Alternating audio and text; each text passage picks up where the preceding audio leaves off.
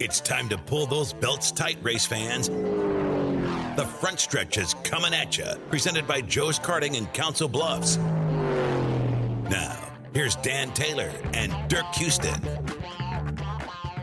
Well, good morning to you, race fans, and welcome to the front stretch, presented by Joe's Karting in Council Bluffs, online at joeskarting.com. Fast-paced white knuckle racing just across the river on 23rd Avenue in Council Bluffs. Get over to Joe's today. Do yourself right with a little indoor kart racing. And the Malvern Bank Slick Track Series rolls on this coming Tuesday night.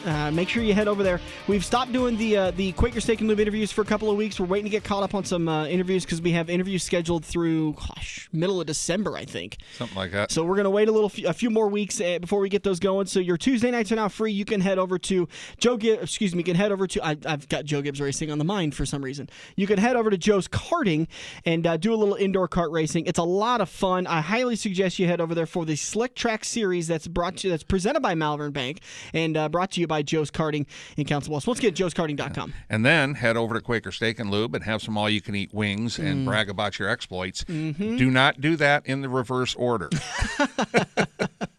Absolutely. Karts first. I want to say a big thank you to Joe's Karting for always presenting the front stretch. 7 years running? Almost 8 years. So a long time the show's been on AM 590. And we got to say a big thank you to Joe's Karting and Quaker Steak and Lube and all of our fine sponsors. Well, we've got probably what is going to be the biggest show of our history, I would suggest. It's a wowza. Yeah, it's a great we got some great interviews through NASCAR. They reached out and they helped us out a lot with getting these interviews locked up. First off, we're going to kick things off with the Hooterville Hustler. Jacob Hobscheidt, driver of the 01J, joined us at Quaker Steak and Lube a few weeks back. We're going to play his interview in turn number 2. And then in turn number 3, it's Joe Gibbs Racing drivers Kyle Busch and Martin Truex Jr. We have been trying for years to get these guys on the show. Not too hard. We'll send a request every once in a while, and they're always too busy whenever we want to have time with them. And so when NASCAR called and said, hey, do you want Martin Truex Jr.? We said, okay, yeah, we'll sit down with him. And then a few days later, they called and said, do you want Kyle Busch? And we're like, okay, yeah, we'll sit down with him. Yeah, well, we asked NASCAR to get somebody for us this week. We wanted a Final Four driver. And they said, the guys are just too busy to get them that last week. It's not going to happen. Yeah. And then, Thursday night, we get a phone call. Can you do something tomorrow, Friday, with Martin? Well, Martin who? So, yeah, we bent over backwards and made it work. And then Monday, we get another email. Hey, can you guys do Kyle Busch tomorrow? Mm-hmm. And in a 10-hour time frame, they changed the time on us a half dozen times. But and that just goes back to talk about how, we always talk about how busy these guys are. Even though you always talk about, they get to the racetrack on Thursday, they practice, they qualify, they race, and then they're done. No, these guys are, especially if you're in the championship 4 or you're in the playoffs or you're a top driver, you're bouncing media to media to media. They often talk about the driver that wins at Homestead and ends up winning the championship. They win the race, 6 o'clock that night. They celebrate with their team till 10, 11 o'clock. Usually they can't fall asleep, so they're actually celebrating until 2 or 3 o'clock in the morning. They clean up, they hop on a plane, they go to New York, and they do the media circus for 2 or 3 days, and then they head to L.A. and they do the circus over there for a couple of days, and it's just nonstop. So when you hop in that car, it's full throttle for about 4 or 5 days of just nonstop meeting with the media and doing interviews and promoting what you just did and that kind of stuff. Not a bad thing, but just goes to show you how many times they had to reschedule with Kyle Busch, how busy his schedule is. Well, and when you sit and look at what we did with Martin was actually at the racetrack in Phoenix. Yeah.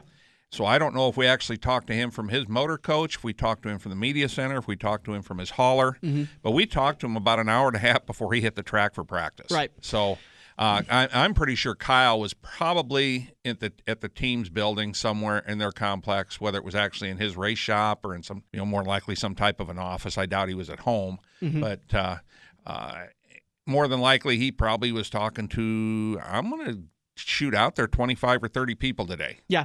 It's going to be my guess. So and we got lucky enough to be one of them. Those two guys are coming up in turn number 3, and then into turn number 3, and then in turn number 4, we're going to get you set for today's race at Homestead Miami Speedway. This is the one time we go there. We don't go there 2 times. It's not an early season, a late season. These drivers have one chance to get it right. And it's the last time. Yeah.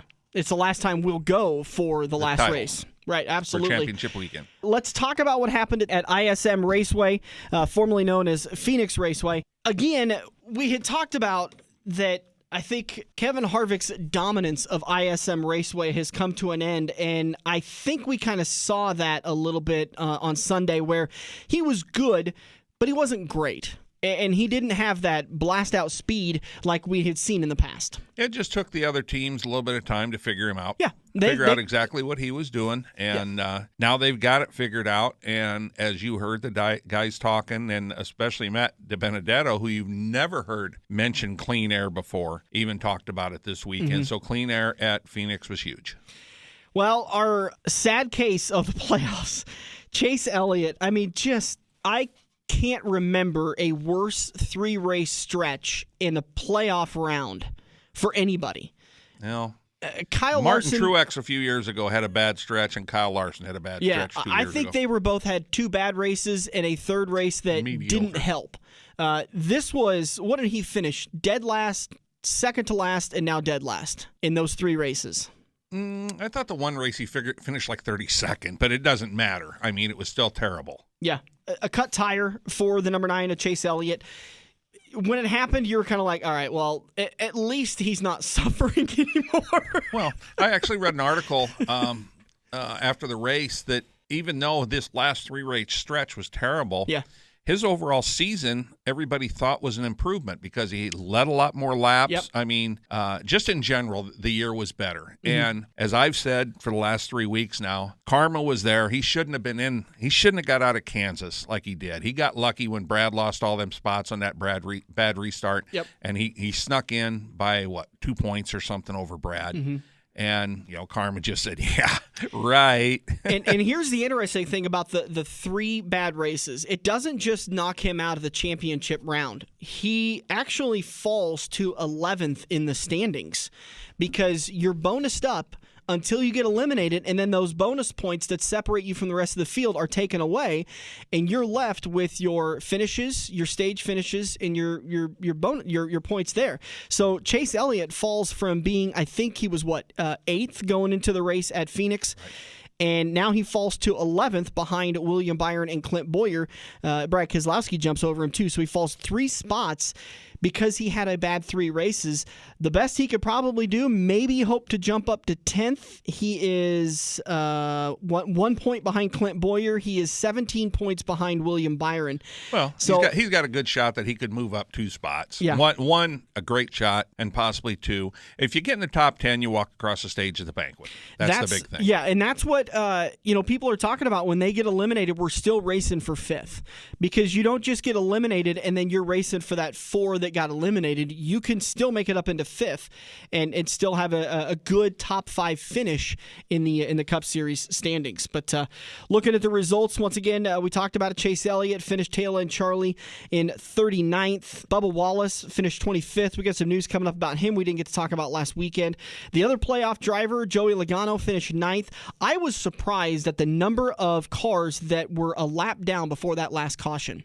I think they had lapped up to 8th. Oh, they always do it. Always do it at that racetrack. They always lap a ton of people. And, usually it was Harvick doing the lap, and this time it was Denny Hamlin. The one thing I took away from the race, that we're getting off track just a little bit here, but the one thing I took away from this race was the start of the final stage there when Joey Logano, I want to say he was running 2nd or 3rd. Hamlin was still leading, and he just started losing spots. He was dropping a half second a lap. I mean, his car went away so fast. Makes me think something possibly broke. Well, they were talking about as soon as they put new tires on, his car was right back to being what it was. It was fast. It just wasn't fast enough to stay in front of Denny Hamlin. They thought they got a bad set of tires. Or, no, you know what it was? They took a half a pound out somewhere, and they tried to make an adjustment to anticipate the track, and it went the totally other way. Yeah, I mean, they dropped like a stone. I mean, something was definitely off. I even thought of a tire equalizing, which because they run interliners there. So Clint Boyer 8th, Eric Jones 7th, Martin Truex Jr., another one of your playoff drivers, had the win, didn't really need to contend. He finished 6th. Kevin Harvick was another one of the drivers that was already locked into the final round. He finished 5th. Kyle Larson with a good 4th place finish. Not enough, though. He got eliminated, and there goes my big payday. Well, Well, your payday anyway. It wasn't going to be that big. But right. It was still going to be a payday. Ryan Blaney finished third. Kyle Busch second, and Denny Hamlin gets the win. Hamlin won Stage 1, finished second in Stage 2, led 4 times for 143 laps. Joey Logano led 2 times for 93 laps, and Kyle Busch led once for 69 laps. So strong cars, strong contenders. Not a lot of them, though. I mean, Denny Hamlin really hogged up a lot of those laps, and so did Joey Logano. Yep. There was guys that needed to race up front did. Mm-hmm. You know, obviously Joey needed to finish in front of Hamlin. It's all he had to do. Mm-hmm. You know, basically, all the way through. He couldn't lose both stages. If Hamlin would have won both stages and Joey wasn't in either stage, then Hamlin would have been ahead of Joey. I mean, once Hamlin got out front, he knew what he needed to do, and he went out and did it. He needed to do the same thing that Chase Elliott had to do and couldn't get done. He needed the same thing Blaney had to do and couldn't get done. Yeah. But he got it done, so he moved up. I never thought that you'd have 3 Gibbs cars and, just one other, happens to be a Stewart-Haas car, irregardless. I figured Harvick would be in the top 4, but I didn't think all 3 others would be Gibbs cars. I really thought either Logano or Keselowski would be in there. And as a long shot, like a Kyle Larson or something, but I really wasn't set on that. I figured it'd be 2 Toyotas and 2 Fords. Instead, it's 3 Toyotas. And you've got, I think, going back and looking, and I didn't look, but it just popped into my head, you've probably got the top 3 winners on the season. Or top 4 winners. You do. Well, one's tied. Actually, absolutely you do. Denny Hamlin, 6 wins. Martin Truex Jr., 7 wins. Kevin Harvick and Kyle Busch both tied for 4 wins. Brad Keselowski had 3. Chase Elliott had 3. Logano had a couple, I think. Logano had 2, and everybody else had 1. All kind of Larson, Blaney, yada yada. Yeah. Yeah, I was kind of surprised too. But it goes to show you the strength of Joe Gibbs Racing. I mean, it's hard enough to get one of your cars into the round of 4, the championship round.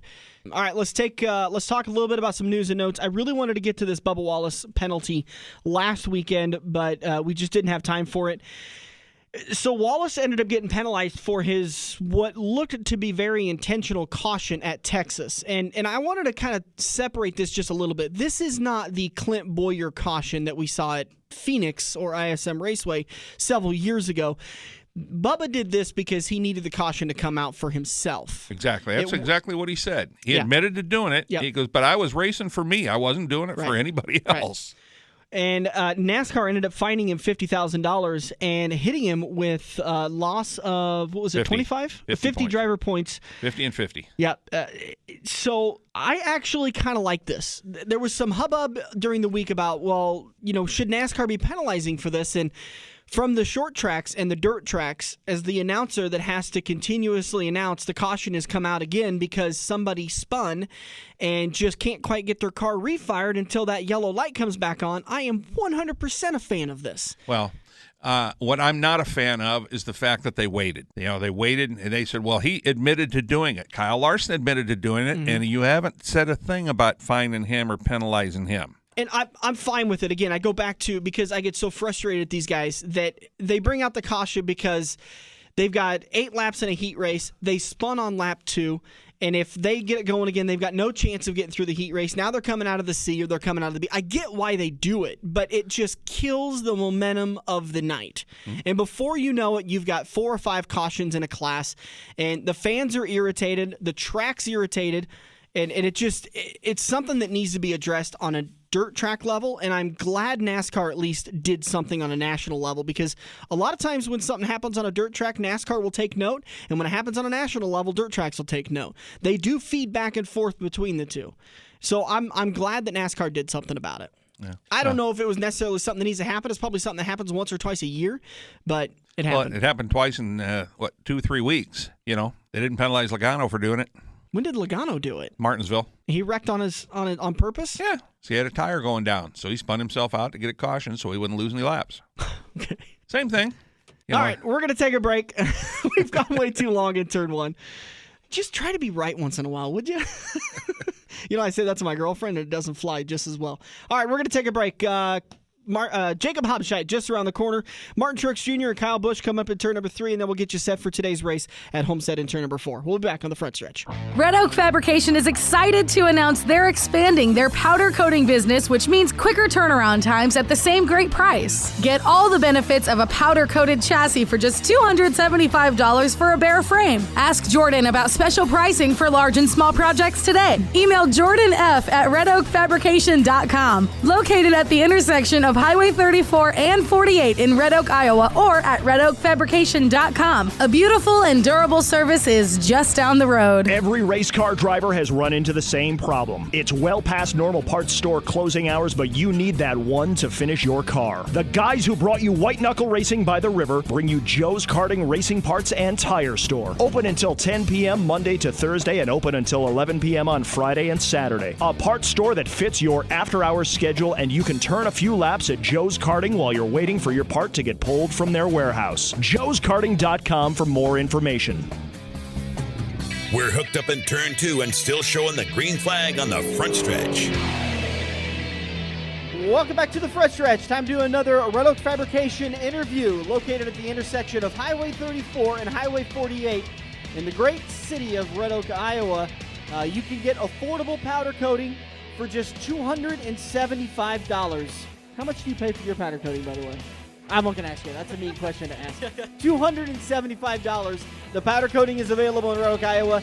Higher quality is powder coating than just getting the regular paint on your chassis. It won't chip away, and it is corrosive resistant. So that way, if you happen to spill antifreeze or motor oil or whatever on it, brake fluid, whatever on it, cleaners, it's going to wash right off, and it's not going to take the paint with you.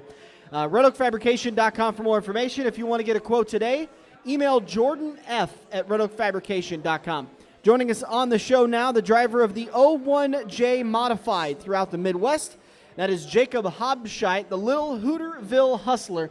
Good year for you in the Modified, second year in the Modifieds, and kind of feel like you really took to it late in the year. Yeah, we got more comfortable as the year went on, and, we got a new car at the beginning of the year, and we struggled at the beginning, but there towards the end, we really came on strong and ended up winning 3 in a row at I-80, so... And I think you could have won a fourth one had it the race just gone a little bit longer. I think I remember right. You were tracking down the leader, but you just missed it by a couple of laps. Yeah, I had the car too tight that night, and I was really struggling to just drive it, and I kept scrubbing the tires getting in on the corner, and that's just not what you want to do, especially at I-80. You want to scrub any speed getting in, but yeah, not a bad year at all. What chassis are you running?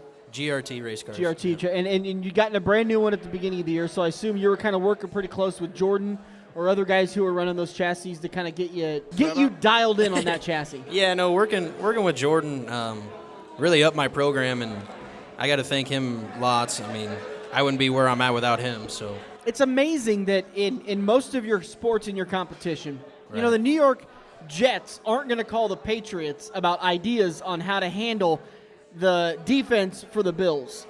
But that's essentially what you guys do. You're competing on the racetrack, and then you're talking about it after the race about how you can get quicker, and it helps everybody in the end. Right. Me and Jordan are really open about setup along with everybody else. We really work close, and he's pretty much my teammate. So yeah, and you couldn't get a better guy to help you out. I mean, he's a really nice guy, but incredibly smart, eloquent. He's able to explain how things should work because I think he's been all over the map with his cars before. Yeah, pretty much. So when you describe how bad it's getting, he's probably been there and found the way out. Yeah. So you raced in the Modified throughout the year, raced it over at I-80 Speedway. 3 wins on the year, 7 top 5s, 11 top 10s in 12 features. Good year for you, consistent year for you.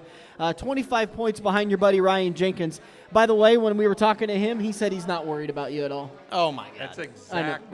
I said, are you worried because Jacob really found some speed in that car late in the year? And he goes, I'm not worried at all. At all is his exact words. That championship would have been mine if I didn't have 2 DNFs. And we told him we were going to tell you, and I think that's why he got out of here before. Yeah, he did. Didn't he? He got out of here right as soon as you showed up. Yeah. He cut tail and ran.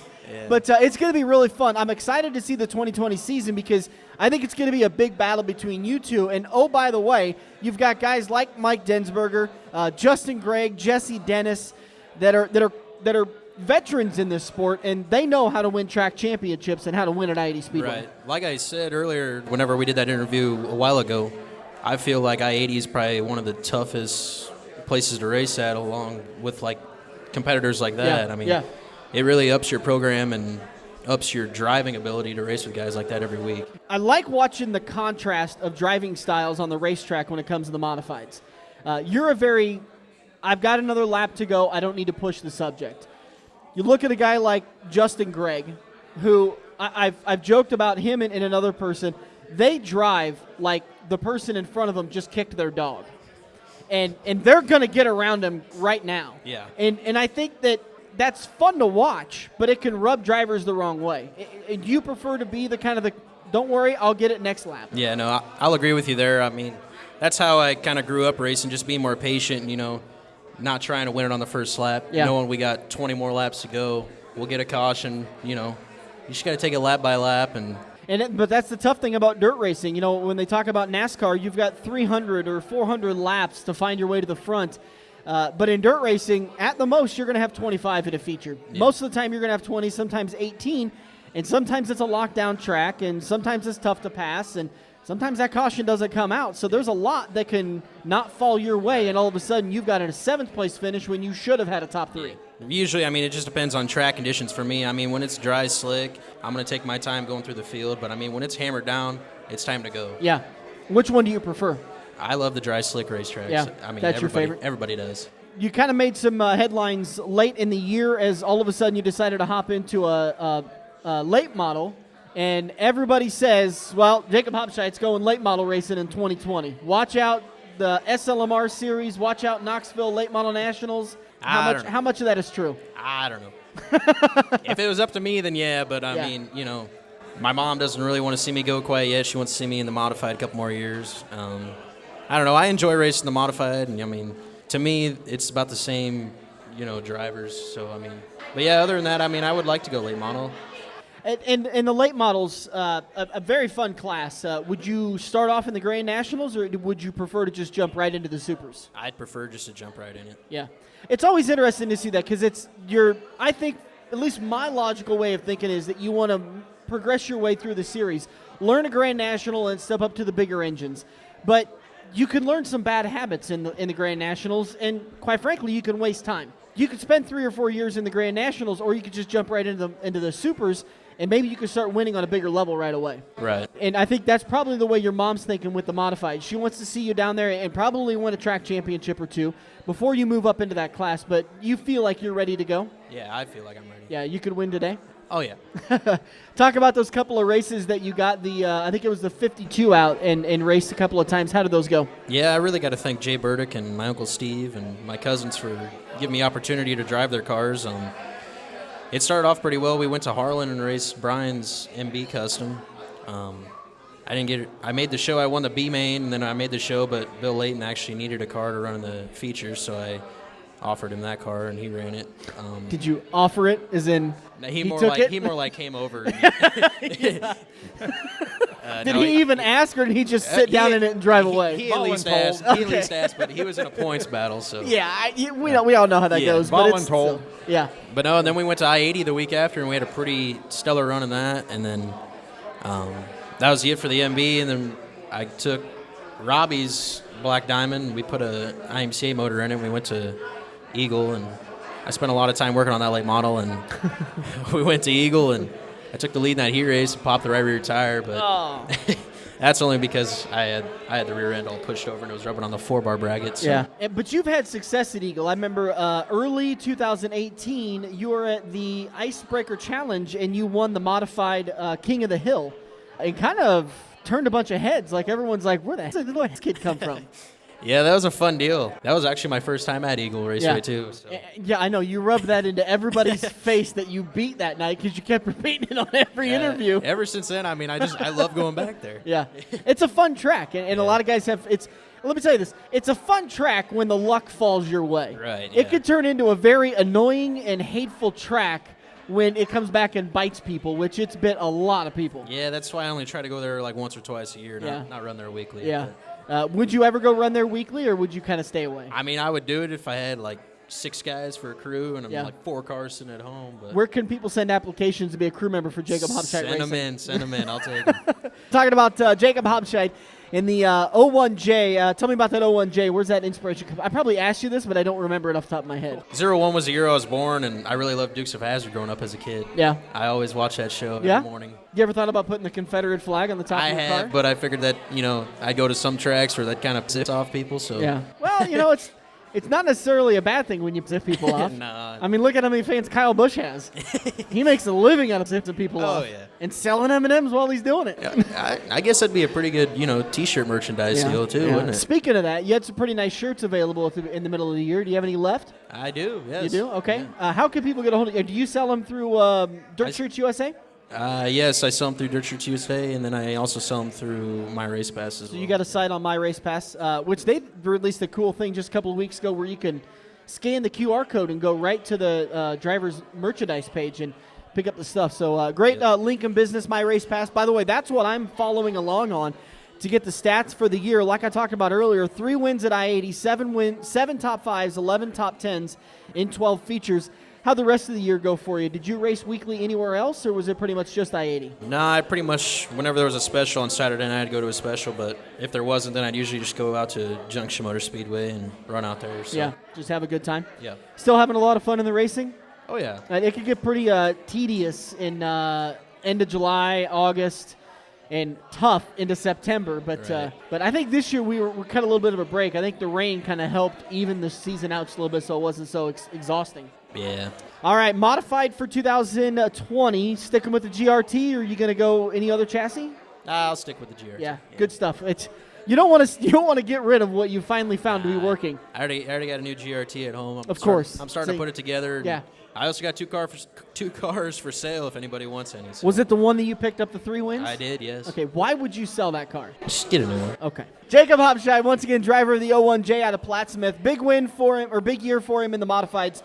Plans on returning, but once again, we're going to try to have you back during the auto show at the CHI Health Center in March so that we can get the solid plans on 2020 and get the real lowdown on how many late model races you're going to run in 2020. Yeah, I don't know about that. We'll see.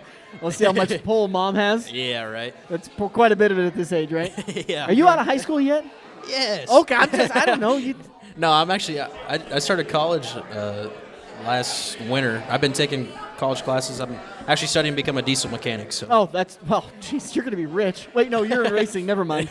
Never mind. Where are you taking classes at? Metro. I actually go over there in Irvington, right over by Precise. Yeah. So no, I nice. get to go over there and mess around with Ryan a little bit. Hey, make sure to thank your great sponsors that help get you up and down the road and fund that 01J machine. Well, now you got me on the spot again. I know.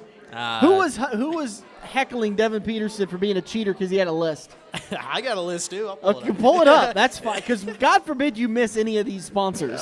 It's always easier in victory lane because you just start naming stuff off and it doesn't matter if it makes sense or not. Well, that's Dirk and I always get a kick out of some of these regional guys that we have on the phone because you could tell when you throw out that question. I always say it kind of slow and add in a little bit of delay because then they start walking around their car and you can hear them reading it off and being like, did I mention that one? And then every once in a while you can hear a crew member in the background, don't forget about Quaker Steak. Oh, yeah, and I got to think about Quaker Steak and Lube. And yeah, I always love the sponsor recognition part because you always get a good story out of it. So, anyways. And then you hear Dad in the background, don't forget your parents. Yeah. Do you have a girlfriend? Do you have a girl that helps you with the racing operation? You have a girl that scrapes mud on your race car? I wish. Do you have a girl you want to be your girlfriend? Yes. Okay, nice thank her first.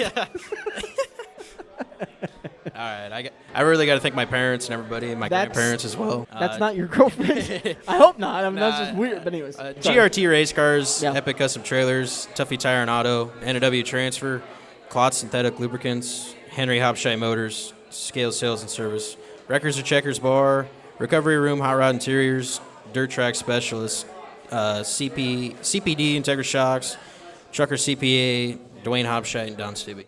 All right. Big list of sponsors there. Appreciate every one of them helping out the 01J.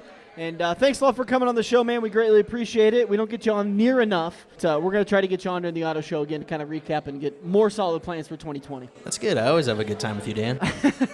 Jacob Hobscheidt, driver of the 01J. We'll do it again soon. Thanks a lot for coming on the show. We're going to take a break. We'll be back. We all have that coworker that runs their mouth off at how great they are. They shot a 5 under par, 95-mile-an-hour fastball, bench press 375, brah. Wouldn't you love to shut them up by schooling them at Joe's Karting? Council Bluffs' premier indoor karting track, professionally designed so each corner is your opportunity to embarrass your coworker. Call Buddy for your next company outing at 712-256-5278. Joe's Karting, white knuckle racing just across the river on 23rd Avenue next to AMC 17.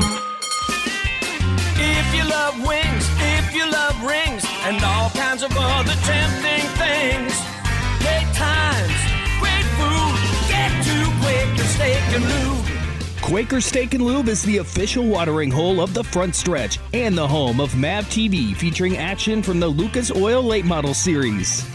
Great times, great food, get to Quaker Steak and Lube. Located on Mid-America Drive in Council Bluffs. Feather the brake and get back to the gas. Dan and Dirk are headed into turn 3 on the front stretch. Welcome back to the front stretch, rolling into turn number 2, and it's time for another Red Oak Fabrication interview. This time joining us on the phone line is the driver of the number 18 Joe Gibbs Racing Toyota Camry in the Cup Series, competing Sunday in the Championship 4. Kyle Busch joining us on the show. Welcome to the show, Kyle. Hey, man. How's it going? It's great. You've been one of the guys that we've wanted to get on the show for years now. Been a little bit too scared because you've been known to call media on their BS, and I like that about you. I hear you. Well, make this a pleasurable experience, and maybe I'll come back. Well, my girlfriend's still waiting for that, but we'll see. Kyle, you got to give it to her more than once. Oh, is that the key? Yeah. Like at Martinsville, you got to give it to him more than once to get the point across.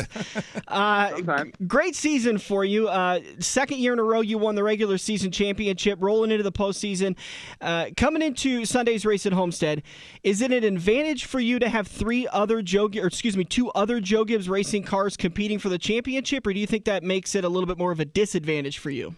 I think it can kind of work in both ways. I think it's a double-edged sword. I think having an opportunity to race against your teammates, that they're all going to be working as hard as they can possibly be working in order to make their cars good, to go fast, which could help you. But then also they could be faster than you, so that could be a detriment to your chances of bringing home a championship. And we know we got good stuff at Joe Gibbs Racing with everybody at Toyota, and hopefully the 18 bunch will be the best bunch.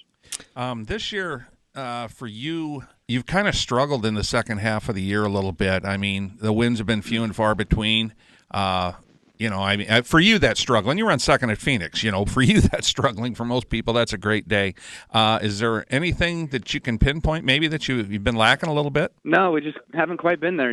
Actually, since our last win, it's been 21 races, and I think I've scored either 4 or 5 second-place finishes in that run. So we've been right there. We've been on the verge a few times. It's just kind of been eluding us. So hopefully we're saving the best for last, and we can win Homestead. You've obviously done it before, but so has Martin Truex Jr. and so has Kevin Harvick, so you don't have a leg up there. And it kind of feels like Martin and Denny Hamlin are kind of the hot drivers right now. So, going back to leaning on your teammates, are you going to go down to the 11 and the 19 and see maybe something you can borrow from them? It depends on how good everybody is when we get down there to Homestead, but certainly they're always really good there. Denny's been fast there. Martin's been fast there. We've been fast there. So it's just a matter of how you put it all together and how you feel like your weekend's going and what chances you have when it comes down to the end. You made the comment after Phoenix about the tires at Phoenix not really falling off like they had before. Are they going to be running the same tire so you'll have a little bit of predictability there at Homestead? No, actually, the tire we run at Homestead is the same one that we run at Chicago as well as Darlington. So both of those places, I felt like we were pretty decent earlier this year. So it's a different tire than Phoenix, and they've been changing the tire constantly as the year has been progressing with the things that they've been learning about, what characteristics the teams are doing with the tires as well as the cars. And it's just a constant battle. One thing I've always enjoyed about you, some people have hated it, I'm sure you've felt it on Twitter a little bit, is your displeasure for finishing second. Where does that aggression come from when you get so frustrated for finishing second? It's just you're so close, and you're in it for wins. Obviously, that's what the greatest success is in our sport, is being able to win races, being able to win championships. And when you come up so close, it just gets ultimately frustrating, because you know how hard your team's worked, your guys have worked, and how hard the whole shop's worked to be able to put you in that position. And you feel like a failure when you come up one spot short, even though maybe you were a 10th place car and you finished second. It still feels like you weren't able to get everything out of it. Maybe. Yeah, and that's why they call it the first loser. Mm-hmm. One of our only experiences with you, we get to see you guys compete in person when we go down to Kansas Speedway, and you've noticed how much you struggled there, and then all of a sudden you were able to turn it around, and you dominated there for about 3 or 4 races. What was the big change? Were you able to go to talk to somebody else, or did it just click all of a sudden about how to drive that track? I think just getting with Adam Stevens and having a different mindset about how to approach that place, as well as different setup on how to approach that place, and it's just kind of worked in our favor. So,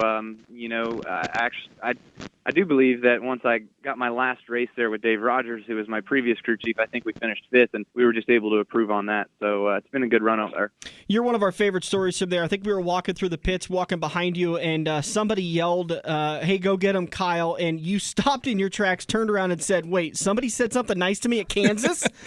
And I think that was right when you turned it around and went on your run.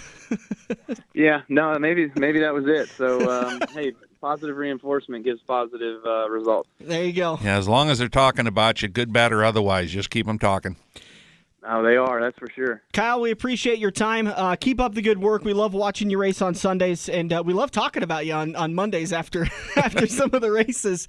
But best of luck in going and getting your second NASCAR Cup Series championship. Right on. Well, I appreciate it, and hopefully this weekend's our weekend, man. We're looking forward to it. Thank you. Thanks, Kyle. All right, have a great thanks, one. Kyle. All right, bye. Kyle Busch, driver of the number 19 at Joe Gibbs Racing. This is a stacked championship 4. I mean, it's going to be a tough one to really pick out who's the favorite, and you're going to have to just kind of see how the race unfolds. Well, you get into the sentimental value of the whole thing, and I've read a couple different articles now, and I saw Joe Gibbs' interview after the race on Sunday, talking about JD's going to be on the car riding with Denny Hamlin. Wow. Mm-hmm. And that if Karma's around, Denny Hamlin's already won the race. That's all there is to it. I want to say a big thank you to Red Oak Fabrication for sponsoring all of our interviews this year.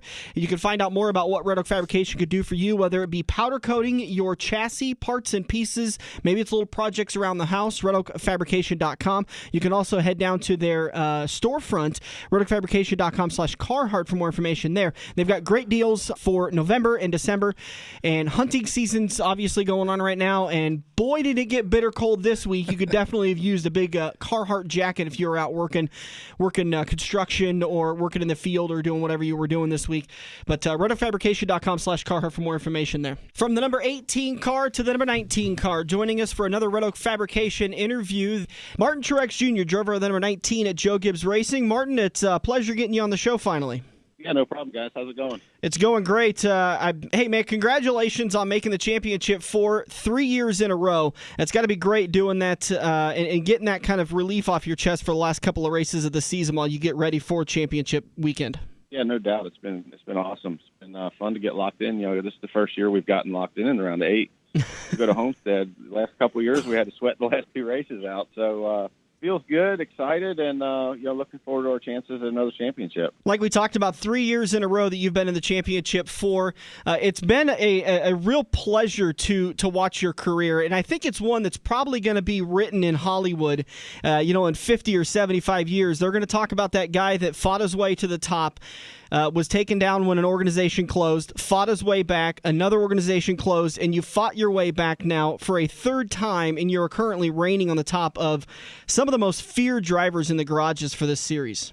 Yeah, it's been quite a roller coaster, to be honest, my racing career. But it's I guess the old saying, if it's hard work pays off, and you just keep fighting and clawing and doing the things you want to do and do it the way you think is right. So I've been very fortunate over the years to have some great teams and be in great position, and certainly the last 5 have been really special, and hopefully.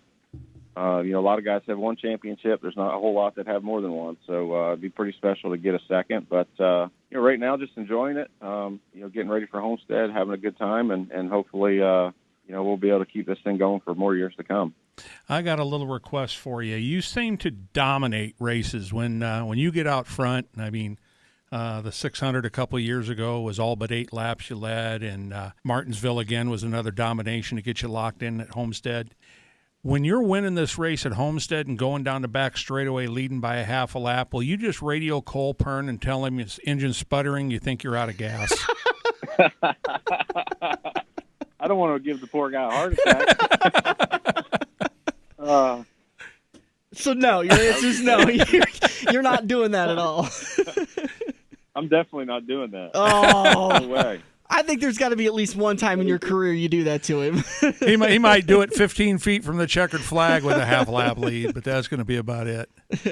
Well, I hope I'm in that position. I'll tell you that. Last year we were in that position late in the race and felt like we were going to drive away with it, and then an untimely caution got us, and we weren't quite fast enough for 15 or 20 laps at the start of those runs, and we ended up running second. So you never know how these things are going to play out, but I feel good about it. And like I said, my team's done a great job this year. To switch teams in the off season and be sitting here with 7 wins and going for another title is pretty incredible. So a lot of people to thank, and it's just been a fun season. Yeah. Is short run speed going to be something you might focus on then during your practice at Homestead? Homestead's a challenging place because if you don't have long run speed, you really end up not in position to win the race. So you got to have a mixture. You got to be good on the short run and good on the long run. That's what's so challenging about it, and especially this year with the rules we have. The decisions you make on the car, the way you build it, and all those things coming to the track really sets the tone. And it's not like you can just start over on the weekend. So a lot of big decisions being made, and Homestead's a challenging track because it's fast and it's has a lot of grip for a few laps, but then the tires fall off so much, and it's it's kind of like Darlington these days, where it just shreds the tires and you slow down a whole bunch, and so it's a real challenge to get your car working good. I want to go back just a little bit. You'd mentioned it, the change of the team in the offseason, and you guys still have knocked down 7 wins on the year. It would be so difficult to explain to fans and to people within the sport, not within the circus on a weekly basis, how hard it is to switch a team and still maintain that level of competitiveness. Yeah, for sure. It's a huge challenge. I think for us, we had a lot of things on our side. We've worked with Joe Gibbs Racing the last few years at Furniture Row, and we got obviously my crew chief Cole Pern's a huge part of that equation, and him coming over and some of the other guys from Furniture Row coming over, kind of keeping the core group of our team together, and then adding some new guys that really fit in well. All that stuff, just worked out great, and obviously we understood the cars, we understood a lot of the people there because we'd worked so closely with them, and then the support from Toyota. All those things combined really made the transition a lot smoother than it could have been.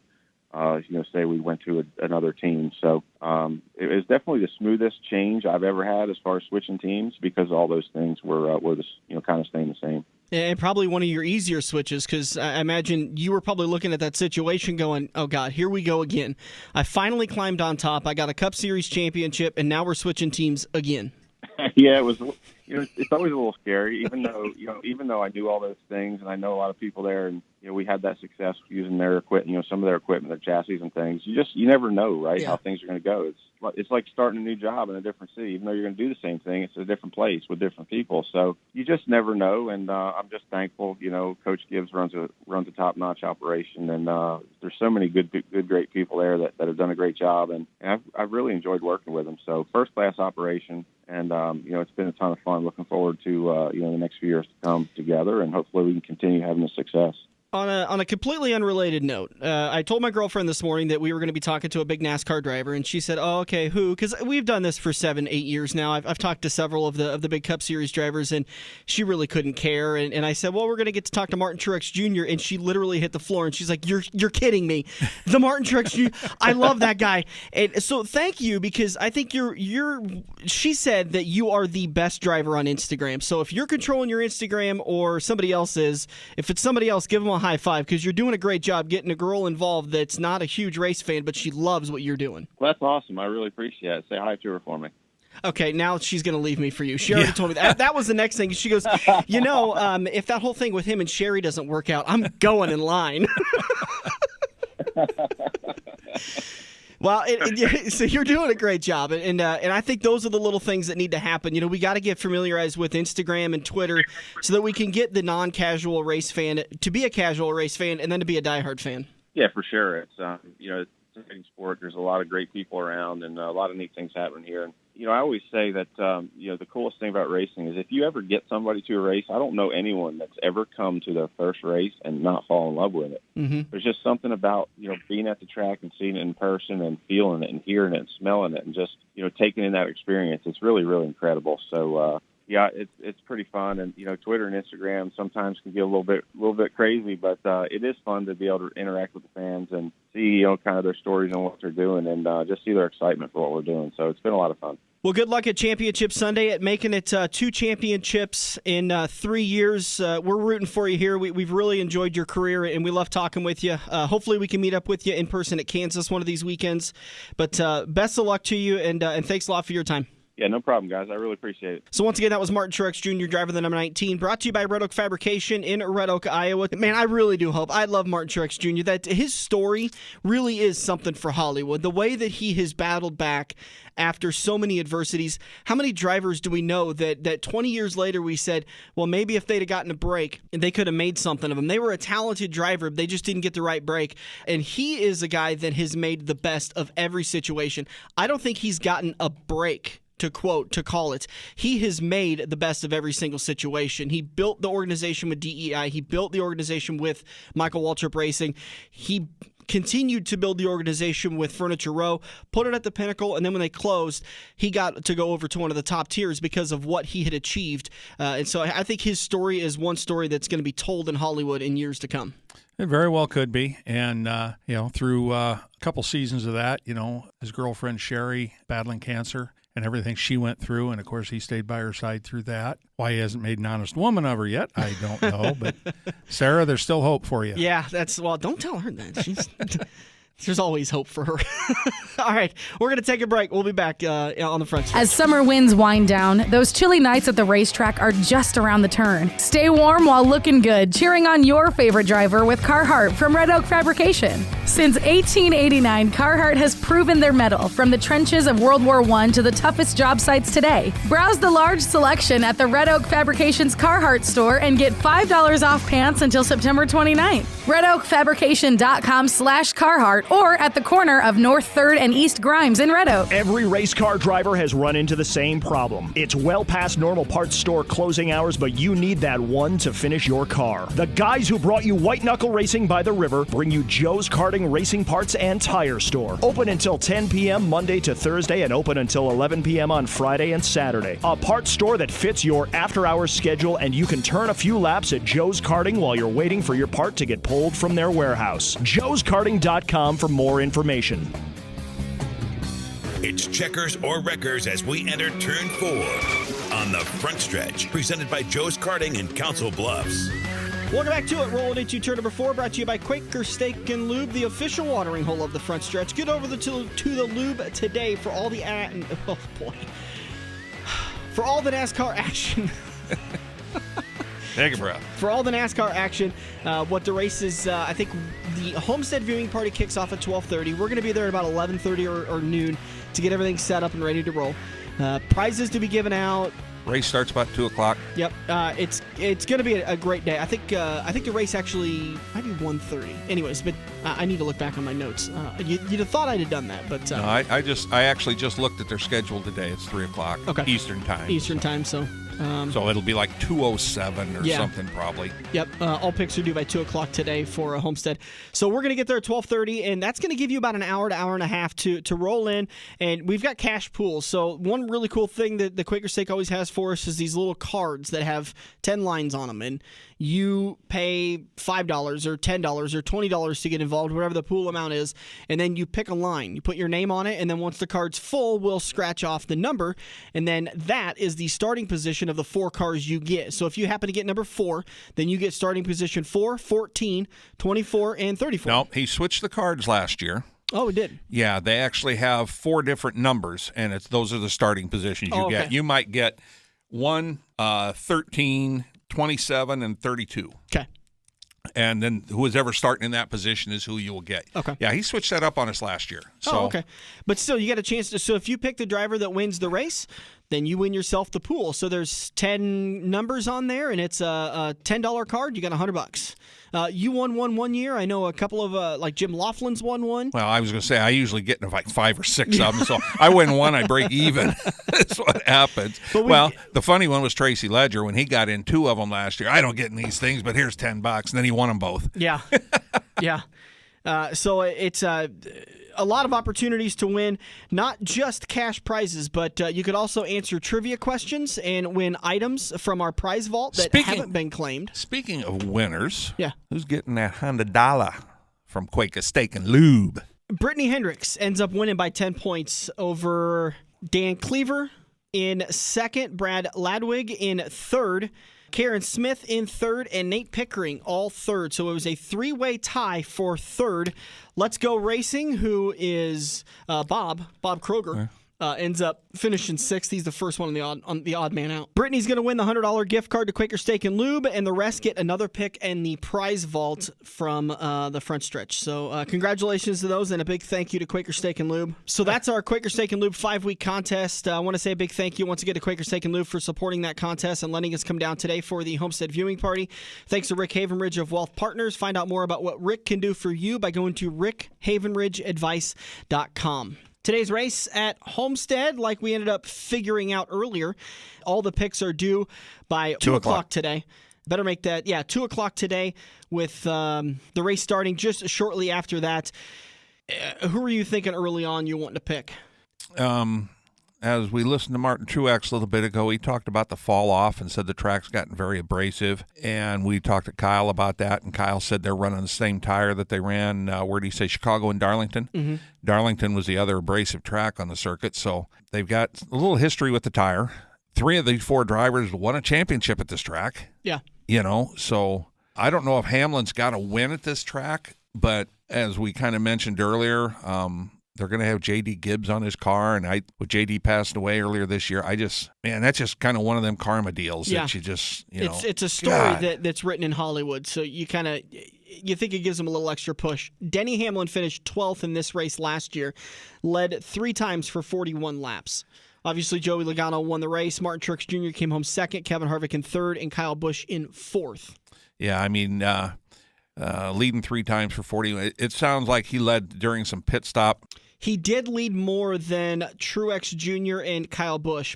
Truex led 20 laps. Kyle Busch led 21 laps. Denny led for 41 laps.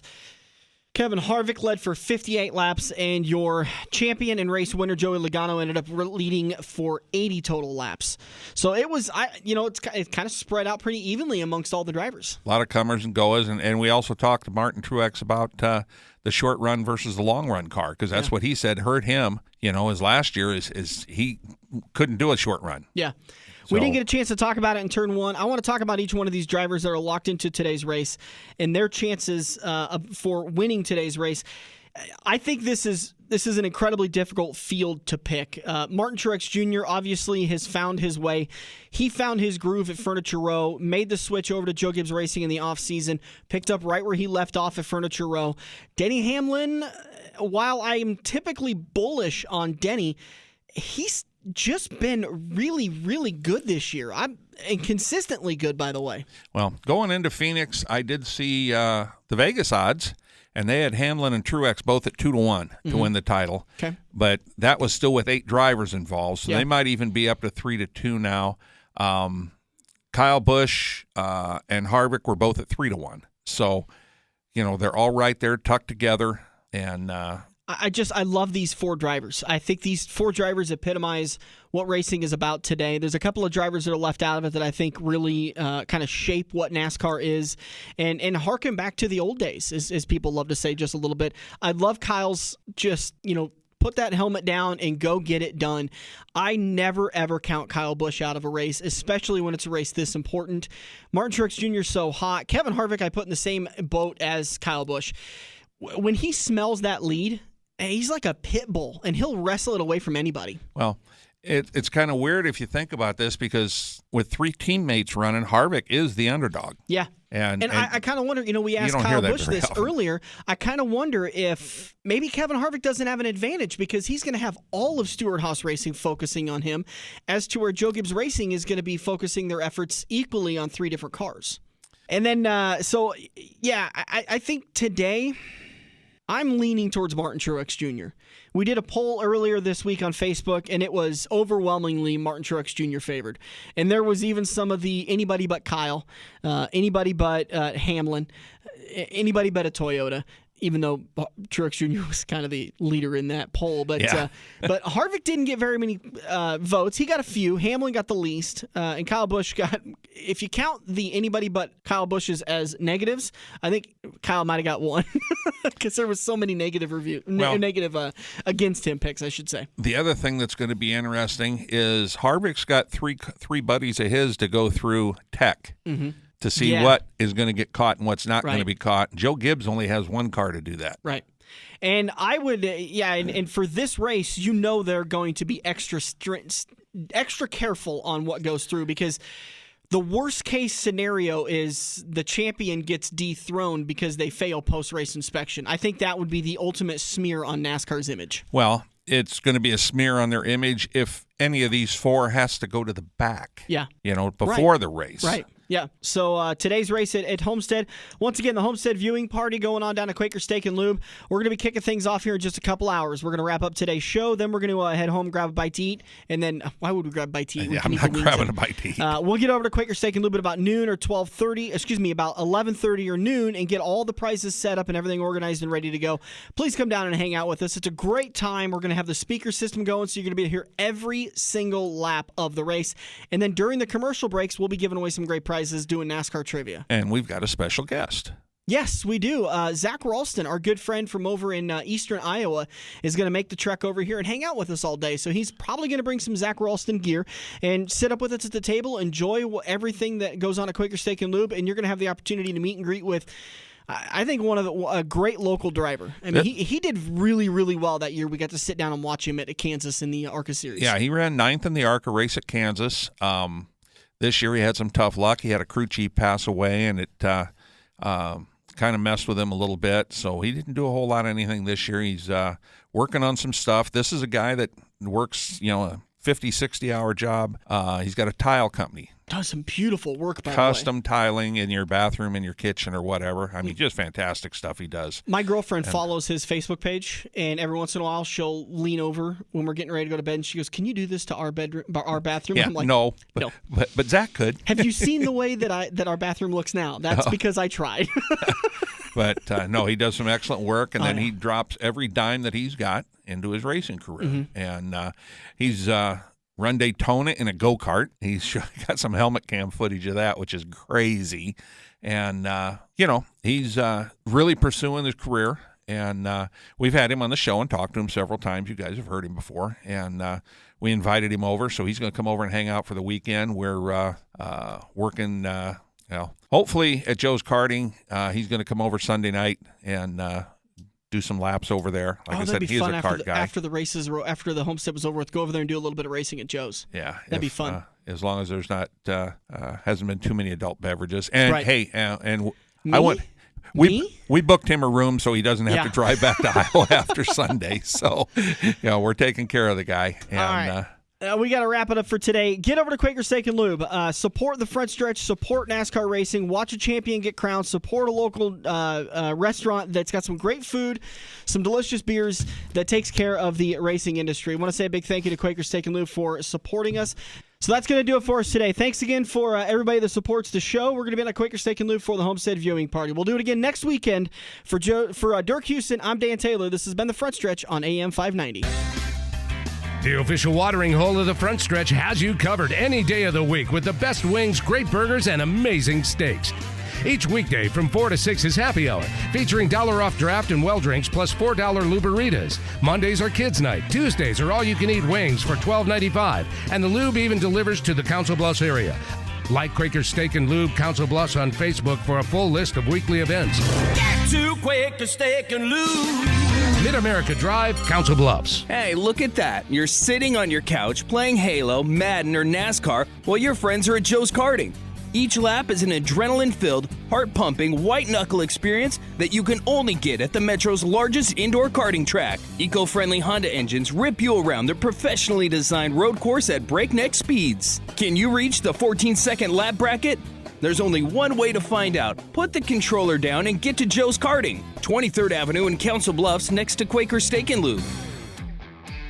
This has been the Front Stretch Radio Show, presented by Joe's Karting in Council Bluffs. To contact Dan or Dirk, find them on Facebook at The Front Stretch or email them at frontstretch590@gmail.com. If you missed any part of today's show or want to hear a previous show, subscribe to the Joe's Karting YouTube page where you can find almost every Front Stretch show.